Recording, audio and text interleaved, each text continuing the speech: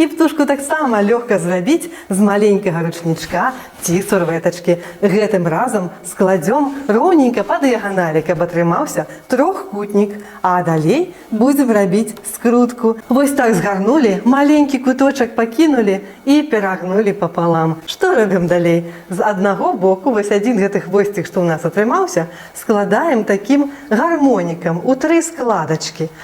Хвосцікам абгортваем вакол.